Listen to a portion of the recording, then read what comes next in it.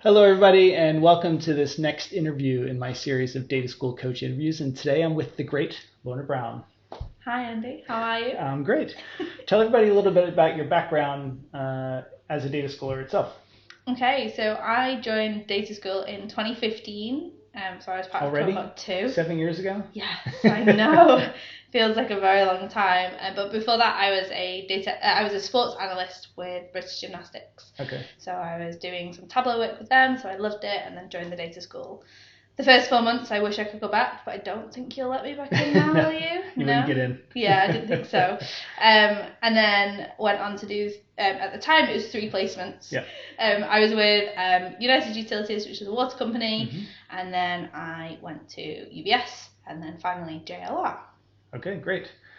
So during the interview process for the data school, there was a bit of an issue at the end of your application, which is really ironic now that you're a Zen Master or Visionary, whatever they want to call it these days, where you were going to have a duel with Ben Moss for the last spot in DS2, and Ben's an Alteryx ace now, so it's really interesting how the two of you kind of got into that position. Now, for those that don't know, we had a candidate drop out, so we ended up not having to do the playoff between the two of them. But what was that like for you, kind of going through the interviews in the data school? Yeah, I think it was kind of my first real interview for an external job.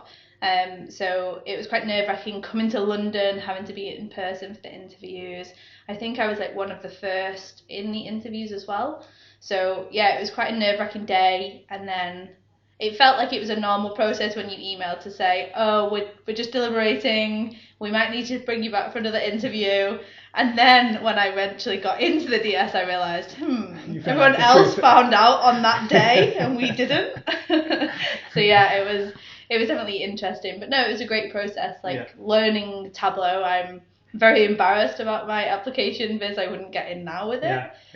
But if you want to scroll down to my bottom of my Tableau Public, it's still there. Don't do it. So how about the interview process? What tips do you have for people that are coming in for data school interviews?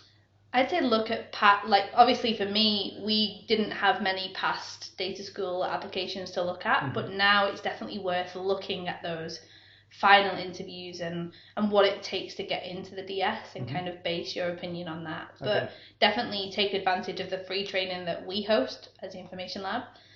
Thursday training at free, learn what the data school learns, and just get used to using Tableau before you then just put everything on a worksheet. And also find something that you love with your first application. So it makes it a lot easier. Okay. So for those of you that don't know, on the data school website, under the apply option on the menu, there's a successful applications page where you can view all of the applications that people created to get into the data school before. If people do participate in our trainings, maybe they come to some of the webinars we do, different things like that, does that influence your decision in the final interview day? I don't think it does. I think it just helps the actual Tableau design and the implementation of the application. We should track who comes to the training. But I guess it's more they're helping themselves by doing that. Exactly. Right. Yeah, they're giving themselves a head start by doing that. Okay. So you went from the data school, you left and had another job with the NHS for a little while, I think. Edward Mellor, so it was estate agent analytics, and then I moved on to do higher education analytics. Oh, higher education, right. But then you came back to the Information Lab as a consultant. You're welcome. I begged for Lorna to be able to come back as a consultant, and I couldn't be happier that you're back with us. So you did that for a couple of years, and now you're a data school coach. So why the transition from consultant to coach? So from being so young, I've always been either going down the teacher route or down the sports route. I did my education throughout the sports side, and then obviously come to the DS and kind of learn something completely new. Right. So I kind of always thought that I'd go back to eventually going into teaching. Throughout the placements, I had the chance to teach lots of different people, and it's so rewarding just being able to see that light bulb moment when they can finally do something that they've been trying to do for so long. And without to make you any big-headed, but like your influence on teaching was kind of the main reason why I wanted to go back into and give back to where I've come from, and that's always a big thing for me. And you've been a full-time coach now since the beginning of the year. Yeah. Talk a bit about the structure of the coaching team now, because Carl is now the head coach in the UK, and then yourself and Ruth and Robin are data school coaches, I think we're calling you.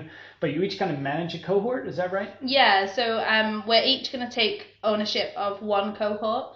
So currently I'm on DS28, and then I'll move on to DS31 when they join in a couple of weeks. April, God. But basically we're just helping them through that 4 months training. So Carl's overseeing everyone, and then we're kind of just having 2 points of contact for each cohort to be able to make sure that they're progressing in the way that we want them to and help them be that network and support and point them in the right direction. Okay, so we'll be able to give a lot more individual support than we had been in the past when it was just Carl and I, right? Yes, exactly. And how are you all splitting the teaching? That's a great question. We're figuring it out along the way. I think that's the answer.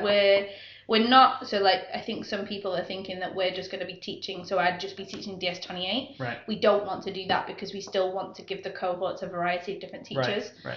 So we are going to try and mix and match. We've all three of us have different strengths and weaknesses when we're teaching, or the things that we don't necessarily love as much. Right. So we're probably going to teach those things as well as maybe the fundamentals of the others. So. But we're still going to be using the core team as well to help with some of the teaching. You know, we get to use these tools every day, even after the 4 months of training with the group, right? So we get continued to ask new questions and things that make you think differently about that. How is that kind of influencing the way that you teach people going forward? Yeah, I think standing in front of a room and when they're all looking blankly at you when you've explained something, it kind of makes you think, I've probably not explained that in the best way. Right. So then you kind of learn how they want it to be explained, and then you kind of roll that forward. So you're always learning, and it also depends on the cohort that you're teaching. One day you might explain it one way, but in another cohort they might not accept it in the same way. So yeah, you've got to always be on your toes and be adaptive to each cohort. So we're almost building a library of ways to explain things, and then we can even shadow each other and learn from the other coaches. That'd be the ideal plan. Yeah. So what advice do you have for data schoolers while they're in training to make the most of the training? That's a great question. Ask for help. Like always ask. No question is a stupid question. And I think just asking for help early. But that's easy to say. It is easy to say, So, we've got this community at the Information Lab that has 200 people now, I guess. Yeah. And everybody is experts at these tools. So we get a lot of imposter syndrome, right? So it's easy for us to say, ask more questions, ask for help. Yeah. How do you think people can overcome that? By asking more questions. Right. No, I think we as coaches and the mentors that they have can elevate those people. So maybe it's worth us as coaches starting off the question and tagging the right people in so they can see the power and the network that they're building. But also it's the external community as well, right? So you can ask on Twitter to see if there's the forums or like just anything Tableau or Alteryx related. It's just about getting that help early. Don't sit and struggle on something when there's a lot of people that can help you immediately. How do you think people can get involved with the community outside of the Information Lab, and why should they do that? They should do that because when you go into the real world, you're likely to need them as well as the network and the Information Lab. But I'd say that the Tableau community is mainly on Twitter. So get Twitter, follow the visionaries, follow the ambassadors, and just follow some key people on there, and most of the people are willing to help you out throughout the way. Alteryx, I think, is more on the actual community. So participating in the Alteryx weekly challenges, posting your solutions, answering questions on there. Kind of that's how you get on the leaderboard to then become an ace, all that sort of things. And then if your aim is visionary or ambassador, then it's just being active within that Twitter community or the forums and things like that.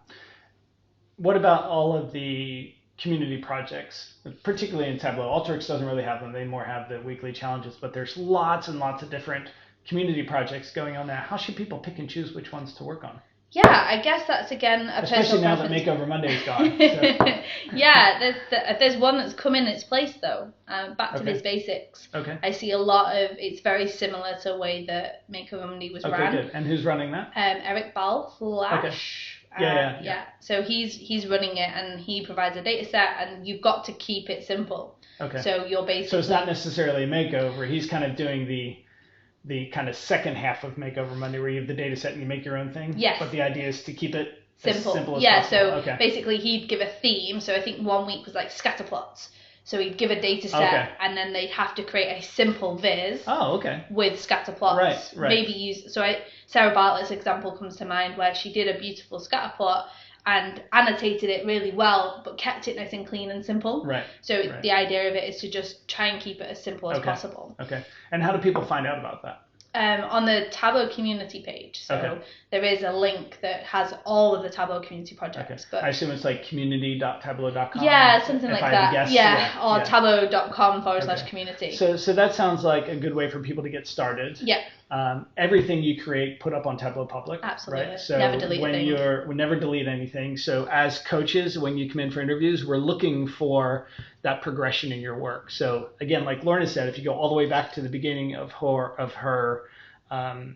Tableau Public profile, you'll see that progression. You'll do the same thing with mine. We did makeovers of some of mine before, and it's really fun to go back and kind of see how you progressed. Yeah. But that is something that we look for as coaches when you're interviewing, especially if you don't get in the first time. So you have something like Back to Biz Basics, which seems like kind of a good launching place for everybody else, right? So what's the next step from there? So again, I think there's like multiple routes that you can go down. If you want to focus on the design and just having kind of your own path, then probably Iron Quest or Project Health Viz or Sports Viz Sunday, again, depending on what topic you want to do. Right. But if you want to focus more on the technical side, Workout Wednesday and Prep and Data, to be able to then just focus on how do you do these sort of things. So Workout Wednesday is like your reverse engineering. So we give you a list of requirements. You know this because you started it. We've just took it over. You get a list of requirements, and then you kind of have to follow through, and we give you you have to use LODs or table calculations, and that just certain rules to force you to learn something. So you have to do it in a certain way, and then we try and help you along the way in terms of making sure you're getting the right answer. Right. And Lorna really hates when I participate, because if I give a challenge, I always make her use table calculations, and she absolutely despises them. Yeah. So she would rather cheat and use an LOD. But one of the things that I saw when I was running that project is people might jump into that too early, and they might get kind of overwhelmed and not enjoy it anymore. So you have to kind of know when is the right time to jump into that. So would you say maybe do Back to Biz Basics for maybe a year and then jump into Workout Wednesday? Or what do you think people should look for in their skills to know when to make that leap? Yeah. Because it is very, very different. You're going from really simple to potentially very, very difficult. Yeah, and that's one of the things that we're working on as coaches for the Workout Wednesday is we have a challenge insights.